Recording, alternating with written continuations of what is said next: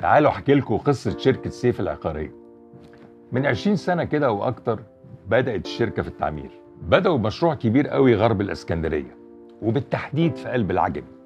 وثقت فيهم علامات تجارية كبيرة، وغيروا مفهوم السكن والرفاهية. وعشان شركة سيف العقارية عندها فريق قوي وبتفكر بشكل مختلف، قدروا يخلقوا حالة من الرفاهية لكل عملائهم. تخيل أكتر من 2000 أسرة سكنت في عمارات أنشأتها شركة سيف، وأكتر من 50 محل ومول.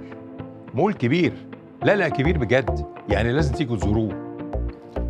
ومن هنا اتولدت فكرة منتجعات سولي كوست، سولي مراسي، وسولي أمواج. أما حكاية سولي كوست بقى فدي حكاية تانية خالص.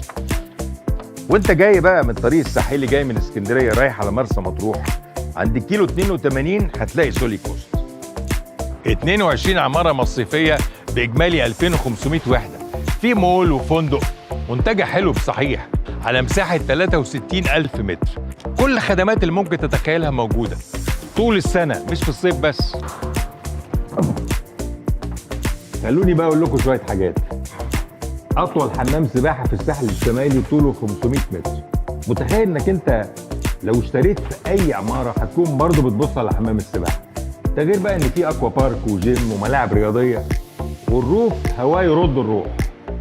مش هطول عليكم، خلوكم مع شركة سيف العقارية. كلموهم على 15 611، اسألوهم على كل اللي نفسكم فيه، لأن معاهم هتلاقوا الساحل اللي نفسكم فيه. هنا في سولي كوست مش مجرد شاليه، هنا بتشتري الراحة والرفاهية ليك ولأسرتك.